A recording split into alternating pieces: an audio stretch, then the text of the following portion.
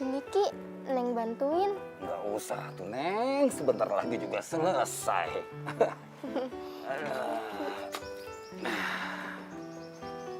Hai teman-teman, aku lagi bersama Aki nih. Akiku sehari-hari jualan kelapa. Nih, kelapanya. Banyak kan? Akiku memetik sendiri loh di kebun kelapa. Nah, hari ini kita akan belajar tentang persebaran hewan. Nggak cuma di Indonesia loh, tapi di kawasan Asiatis, Peralihan, dan Australasia. Kita juga akan belajar kenapa hewan bisa punah dan upaya bagaimana agar hewan tidak bisa punah. Lebih dari itu, kita akan belajar tentang garis Wallace dan garis Weber. Pasti seru. Assalamualaikum. Waalaikumsalam. Waalaikumsalam. Neng, itu teman kamu si Dania sudah datang. Ya, dan sini. Aku lagi menyapa teman-teman nih di rumah. Hai teman-teman, nanti di numerasi kita akan belajar menghitung rata-rata atau min dengan cara membagi jumlah data dengan banyak data. Iya, kita akan menghitung rata-rata berdasarkan data yang disajikan dalam tabel. Jangan lupa siapkan alat tulis kalian ya, dan berdoa sebelum belajar.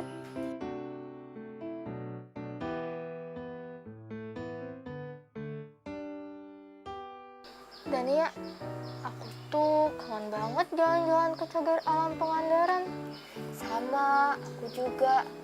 Tapi karena ada pandemi COVID-19, kita nggak bisa sembarangan ke tempat umum yang bisa bikin orang-orang berkerumun. Ya sama tuh. Aki juga kangen jalan-jalan. Aki ingin lihat monyet yang suka usil. Kalau Dania pengen lihat rusa lagi, Ki. Waktu itu sih, Neng pernah lihat kancil sama landak. Aku pengen deh lihat gajah, tapi nggak ada di Cagar Alam Pangandaran. Gajah adanya di Sumatera, Dan. Kalau aku sih pengen lihat komodo. Aku belum pernah lihat komodo. Wah, kalau itu mah Neng, kamu harus ke Pulau Komodo. Kalau Aki pengennya lihat apa? Aki pingin lihat burung cendrawasih. Burung cendrawasih ada di Irian Jaya kan, Ki? Iya betul itu. Negara kita kan berbatasan dengan benua Asia dan benua Australia. Makanya persebaran flora dan faunanya mempunyai karakter yang khusus. Dua ilmuwan yang bernama Alfred Russel Wallace dan Max Carroll Wilhelm Weber melakukan penelitian secara terpisah mengenai hal tersebut dan membagi wilayah selebaran fauna di Indonesia berdasarkan perbedaan ciri hewan dengan garis khayal yang disebut garis Wallace dan garis Weber. Kedua garis tersebut membagi Indonesia menjadi 3 wilayah, yaitu kawasan Asiatis, kawasan Peralihan, dan kawasan Australasia. Apa bedanya ketiga wilayah itu, Ki? Oke, Aki akan jelaskan kawasan Asiatis terlebih dahulu, ya. Pada zaman Esrahir, sebelum tahun 10.000 sebelum Masehi, Indonesia bagian barat merupakan daratan yang terhubung dengan benua Asia dan disebut dangkalan Sunda. Laut-laut di sekitarnya memiliki kedalaman yang rendah hingga sedang. Oleh karena itu, sebagian besar hewan di wilayah ini memiliki kemiripan dengan hewan Asia daratan, yaitu mamalia berukuran besar. Contohnya, badak bercula 1, harimau, gajah, beruang madu, dan orang utan. Yang kedua adalah kawasan peralihan. Bagian tengah Indonesia merupakan area yang terpisah dari Asia dan Australia. Sebagian besar hewan yang ada di wilayah ini adalah hewan endemik Indonesia yang tidak ditemukan di daerah manapun. Contohnya, komodo dan anoa. Dan yang terakhir adalah kawasan Australasia. Indonesia bagian timur terhubung ke benua Australia dan disebut dangkalan Sahul. Oleh karena itu, sebagian besar hewan di wilayah ini memiliki kemiripan dengan hewan Australia, yaitu mamalia berkantung dan burung berbulu indah. Contohnya kuskus, cendrawasih, kakatua, dan kanguru pohon. Oh gitu ya Ki. Tapi binatang-binatang yang tadi Aki sebutkan udah terancam punah. Iya, kayak burung cendrawasih dan badak bercula satu. Iya betul. Sayang sekali ya.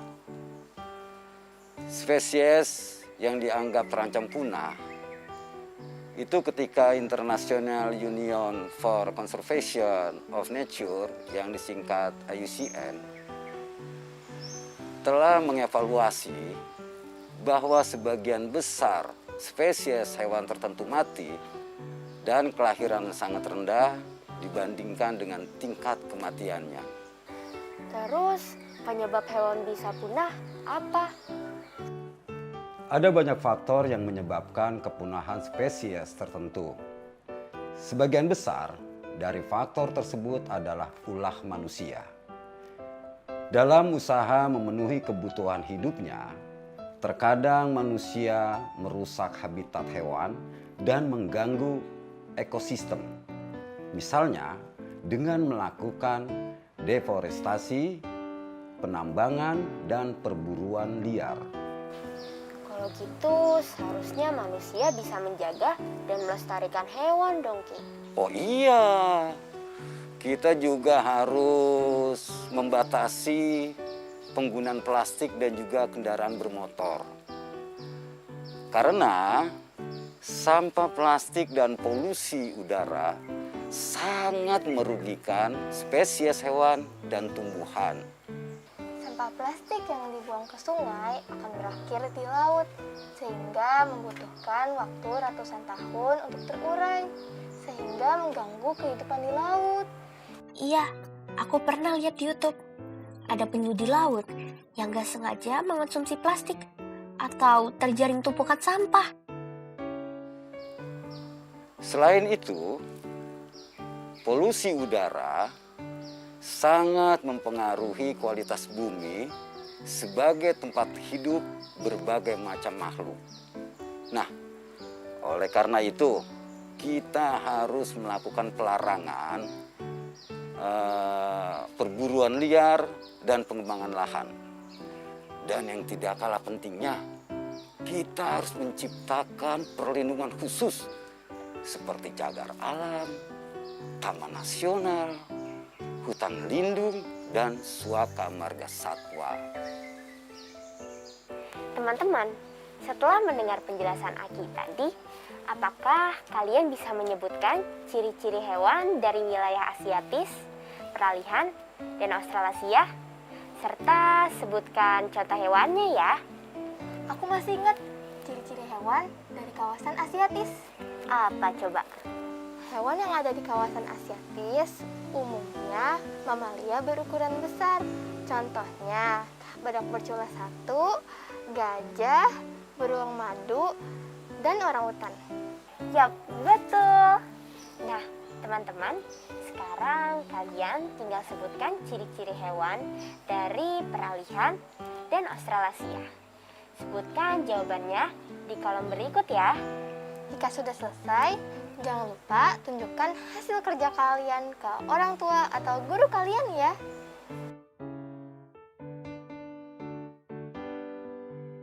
Dari penjelasan tadi, kalian pasti sudah mendengar kosakata baru kan? Yuk, sekarang kita cari maknanya satu persatu. Yang pertama, cagar alam. Neng tahu nggak artinya? Cagar alam artinya daerah yang kelestarian hidup tumbuh-tumbuhan dan binatang yang terdapat di dalamnya dilindungi oleh undang-undang dari bahaya kepunahan. Betul itu. Nah, tadi ada kata deforestasi. Kalian tahu nggak artinya? Dania belum pernah dengar. Apa artinya, Ki? Deforestasi artinya penebangan hutan. Terus kalau kata ekosistem, Dania tahu nggak artinya?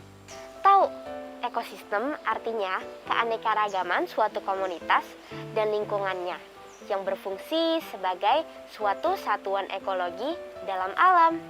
Betul, Dania hebat. Tadi ada kata endemik. Neng tahu artinya? Enggak tahu, Ki. Endemik artinya secara tetap terdapat di tempat-tempat tertentu. Nah, kalau hayal, tahu nggak artinya, Neng? Tahu, hayal artinya hasil angan-angan. Betul kan, Ki? Betul, kalian hebat. Tadi ada kata mengevaluasi artinya menilai. Nah, sekarang yang terakhir, kata suaka marga satwa. Kalian tahu nggak artinya? Aku tahu. Artinya cagar alam yang secara khusus digunakan untuk melindungi binatang liar di dalamnya. Betul, kalian berdua memang hebat. Nah, kalian sudah belajar kosakata menurut Kamus Besar Bahasa Indonesia. Nah, sekarang kita belajar melengkapi kalimat rumpang dengan kata-kata yang tadi. Setuju? Setuju. Selain merusak titik-titik hutan, titik-titik yang dilakukan secara tidak terkendali akan mengakibatkan banjir, berkurangnya penghasil oksigen, dan tanah longsor. Selain merusak ekosistem hutan, deforestasi yang dilakukan secara tidak terkendali akan mengakibatkan banjir, berkurangnya penghasil oksigen dan tanah longsor. Betul. Sekarang Dania ya. Titik-titik kawah ijen berlokasi di Kabupaten Banyuwangi dan Kabupaten Bondowoso. Di kawasan ini terdapat hutan pegunungan kering yang didominasi pohon cemara. Sementara itu, burung yang hanya bisa ditemukan di kawasan ini antara lain walik kepala ungu dan cekakak Jawa. Cagar alam Kawah Ijen berlokasi di Kabupaten Banyuwangi dan Kabupaten Bondowoso. Di kawasan ini terdapat hutan pegunungan kering yang didominasi pohon cemara. Sementara itu, burung yang hanya bisa ditemukan di kawasan ini antara lain walik kepala ungu dan cekakak Jawa. Betul, 100 untuk Dania. Sekarang yang terakhir ya. Titik-titik di kawasan Pulau Komodo dan Pulau Rinca melindungi satwa titik-titik Nusa Tenggara Timur yaitu komodo. Suaka marga satwa di kawasan Pulau Komodo dan Pulau Rinca melindungi satwa endemik Nusa Tenggara Timur, yaitu komodo. Kalian berdua memang keren. Oh iya, kalian ingin belajar kan? Sebentar ya, Aki ambilkan meja kecil dulu.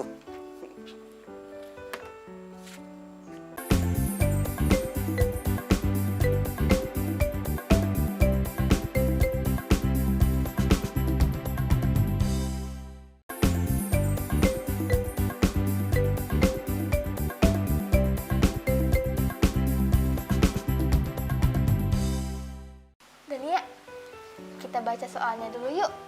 Abis itu kita bahas bareng-bareng. Oke, biar teman-teman juga bisa pada tahu cerita kita. Oke. Pada suatu hari, Rudy pergi ke kebun binatang bersama keluarganya. Rudy senang sekali karena akan melihat berbagai jenis hewan. Sesampainya di kebun binatang, Rudi melihat papan informasi yang terpampang di dekat pintu masuk. Papan tersebut memuat beberapa informasi, di antaranya data banyaknya pengunjung kebun binatang selama seminggu terakhir. Pertanyaannya, berapakah rata-rata banyaknya pengunjung kebun binatang setiap harinya pada pekan pertama bulan Oktober 2020? Nah, teman-teman, untuk mencari nilai rata-rata, kita bisa menggunakan rumus Rata-rata atau min sama dengan jumlah data dibagi banyak data. yaitu rata-rata banyaknya pengunjung kebun binatang setiap harinya pada pekan pertama bulan Oktober 2020. Dapat diperoleh dengan cara membagi jumlah pengunjung selama sepekan dengan banyaknya hari dalam sepekan. Yuk kita cari jawabannya. Jumlah pengunjung selama sepekan mulai hari Senin sebanyak 550 orang, ditambah Selasa 525 orang, ditambah Rabu 640 orang, ditambah Kamis 605 orang, ditambah Jumat 450 orang, ditambah Sabtu 850 orang, dan ditambah Minggu 1000 orang. Maka hasilnya adalah 4620 orang. Setelah kita dapatkan jumlah pengunjung selama sepekan, maka kita akan cari rata-ratanya dengan cara membaginya dengan banyaknya hari dalam sepekan, yaitu 7 hari. Jadi rata-rata sama dengan 4620 dibagi 7, sama dengan 660. Jadi rata-rata banyaknya pengunjung kebun binatang setiap harinya pada pekan pertama bulan Oktober 2020 adalah 660 orang. Betul nggak, Neng? Betul. Apakah jawaban teman-teman di rumah sama dengan hitunganku dan Neng? Keren! Sekarang kita kerjain PR-nya ya, Neng. Ayo. Indonesia merupakan negara yang kaya akan keanekaragaman flora atau tumbuhan dan fauna atau hewan. Namun sangat disayangkan, beberapa flora dan fauna sekarang sudah masuk dalam daftar spesies yang terancam punah. Spesies yang terancam punah artinya sebagian spesiesnya telah mati dan tingkat kematiannya lebih tinggi daripada tingkat kelahirannya. Apakah kamu mengetahui hewan apa saja yang terancam punah di Indonesia? Aku tahu. Ada badak, jalak Bali, anoa, harimau Sumatera, dan masih banyak lagi. Banyak banget ya hewan yang terancam punah. Nah, teman-teman, sekarang kita lihat statistik yang sumbernya dari Kementerian Lingkungan Hidup dan Kehutanan berikut ini. Ini adalah data jenis satwa yang terancam punah serta banyaknya pada tahun 2015, 2016, dan 2017. Berdasarkan data tersebut, banyaknya gajah Sumatera yang terancam punah pada tahun 2015 adalah 84 ekor. Pada tahun 2016 adalah 115 ekor. Dan pada tahun 2017 adalah 362 ekor. Neng, bisa nggak kamu hitung berapa rata-rata banyaknya gajah Sumatera yang terancam punah selama 3 tahun tersebut? Bisa dong.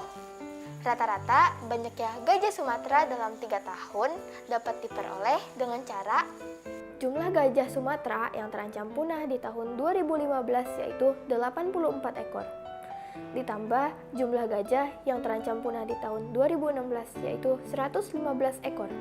Ditambah jumlah gajah yang terancam punah di tahun 2017 yaitu 362 ekor. Kemudian dibagi dengan banyaknya tahun yaitu 3. Tahun 2015, 2016, dan 2017 sama dengan 561 dibagi 3. Sama dengan 187. Jadi rata-rata banyaknya gajah Sumatera yang terancam punah pada tahun 2015 sampai 2017 adalah 187 ekor.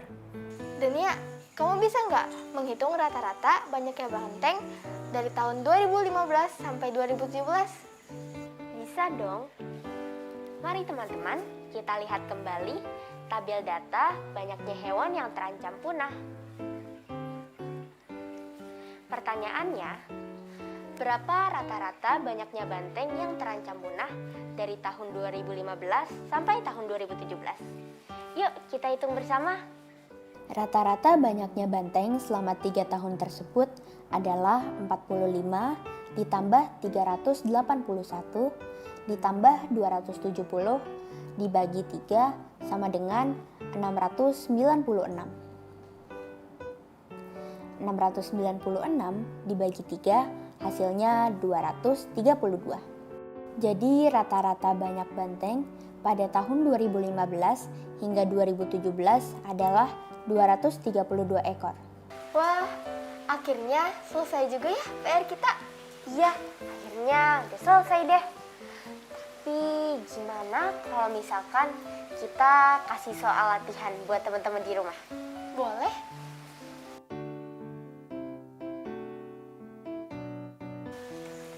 Teman-teman di rumah, siapkan alat tulismu ya, dan kerjakan dengan percaya diri, oke? Teman-teman, tahu nggak salah satu tanaman asal Indonesia yang terancam punah? Namanya adalah pohon ulin. Pohon ulin sering juga disebut bulian atau kayu besi karena menghasilkan kayu yang sangat kuat. Habitat asli pohon ulin kini semakin berkurang. Pertumbuhan pohon ulin juga relatif lambat. Hal ini menyebabkan pohon ulin termasuk spesies yang terancam punah. Pada sebuah penelitian diketahui bahwa pemberian mikoriza dapat memicu pertumbuhan pohon ulin. Mikoriza adalah jamur yang bersimbiosis dengan akar tanaman, sehingga penyerapan unsur hara yang dibutuhkan tanaman dapat menjadi lebih efektif. Pada penelitian tersebut dilakukan penanaman 5 pohon ulin tanpa pemberian mikoriza dan penanaman 5 pohon ulin dengan pemberian mikoriza. Setelah 1 tahun diperoleh data tinggi tanaman sebagai berikut. Perhatikan datanya ya teman-teman, bila perlu kalian catat, lalu jawablah pertanyaan berikut ini. Pertanyaan pertama, berapakah rata-rata tinggi pohon ulin yang ditanam tanpa pemberian mikoriza setelah 1 tahun? Pertanyaan kedua, rata-rata tinggi pohon ulin yang ditanam dengan pemberian mikoriza setelah 1 tahun adalah 61 cm. Pernyataan tersebut benar atau salah?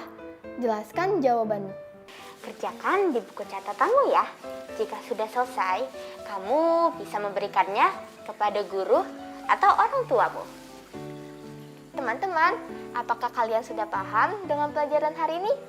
Tadi kita sudah belajar tentang persebaran hewan di Indonesia yang terbagi menjadi 3, yaitu kawasan Asiatis, kawasan peralihan, dan kawasan Australasia. Kita juga sudah mempelajari flora dan fauna yang terancam punah di Indonesia. Apa penyebab kepunahan dan bagaimana cara mencegah kepunahannya. Di numerasi, kita sudah melihat data-data flora dan fauna dari tahun 2015 sampai tahun 2017. Kita sudah menghitung rata-ratanya.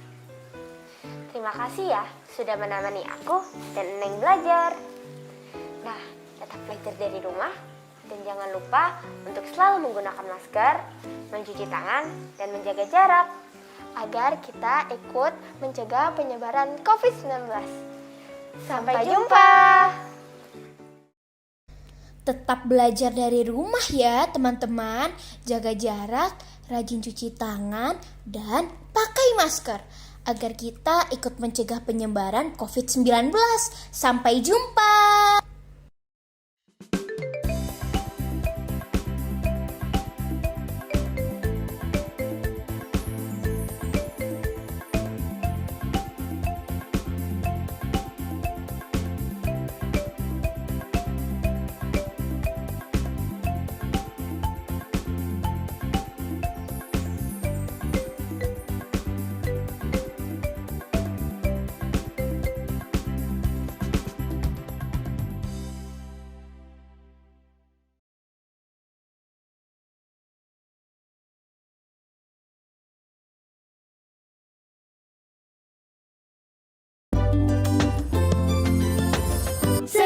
cuci tangan, gunakan sabun, pakai masker, menutup hidung mulut. Jangan lupa jaga jarak saat ketemu orang. Makan yang bergizi, jaga kesehatan. Anak Indonesia, anak Jangan kendor, jaga kesehatan.